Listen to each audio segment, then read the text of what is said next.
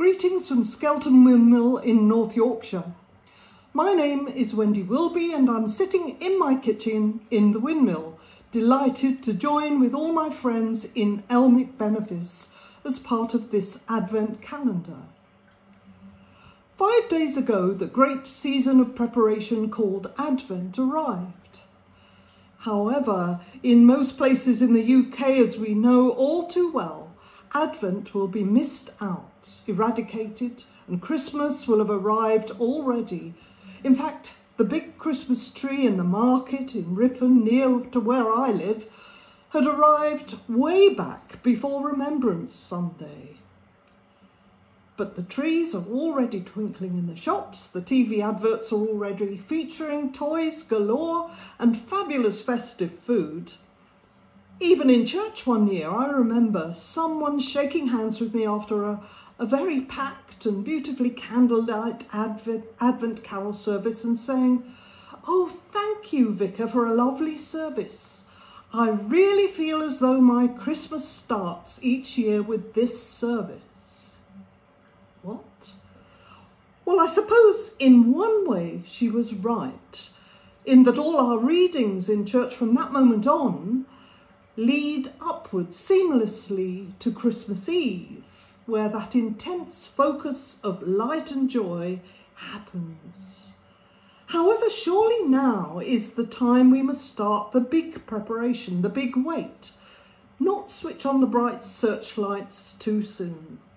Solemn things of mystic meaning are contemplated. We have to reflect on the mystery of darkness to light. Now, at some point in the next 4 weeks, we'll be putting up Christmas trees in our homes as part of our lighting up the lights preparation. In our house, there's a bit of a ritual involved in getting the right shaped tree from the farm shop. And when it's brought in, there's a lot of oohing and ahhing. And in the old days, the two girls and I used to gather together all the lights and the baubles and tinsel and then share in the hanging of all those decorations. They were lovely, lots of golden trumpets and drums, fluffy angels, delicate red glass birds with feathery plumes, and a little half walnut shell with the baby Jesus resting in it. And then the pièce de résistance, the glass baubles. You'd carefully unwrap them, and then you'd admire the colours and designs, and you'd look at them, and your face would be caught in the light and shine back at you. A bit distorted, but there it was. So you had to find the right branch, the right colour, the right place. You see, we all want to make Christmas as perfect as possible. The best tree, the most delicious Christmas dinner, the happiest of family lives. We want to see those happy smiling faces in our baubles. We're all a prey to it. But quite frankly, that will never happen. And if it did, it's got nothing to do with Christmas. If Christmas doesn't touch people where they are in their lives, in their bereavements, in their disappointments, their sickness and their guilt, then I'm not quite sure what God with us is all about.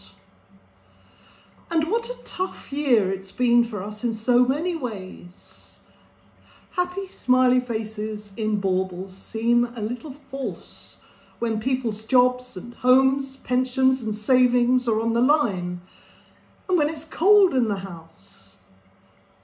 And far worse, when many Ukrainians are still spending endless hours underground in cellars, trying to avoid being blown up in endless airstrikes, or grieving for lives changed beyond recognition, family members, friends lost or killed.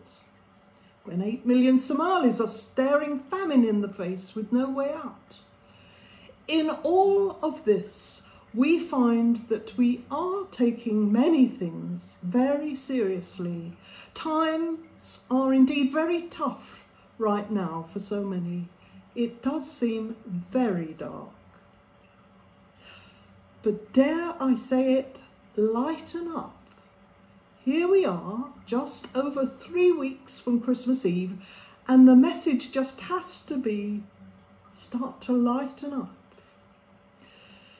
If there is one thing that is noticeably and terribly absent from our contemporary lives in these early years of this 21st century, it is a deep happiness, or rather a joy, an old-fashioned word to describe that profound contentment that enables us to withstand the pressures, the ups and downs in life, not to be defeated by them.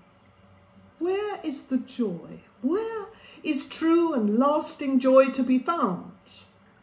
Well, that's where we come in. My friends, it really is time to gradually lighten up as you prepare for Christmas and light up the world, to be shining with the light and joy of that newborn King who was the true light who came into the world. I know you'll remember those words of Jesus in St. Matthew's Gospel. You are the light of the world. A city set on a hill cannot be hid. Let your light so shine before others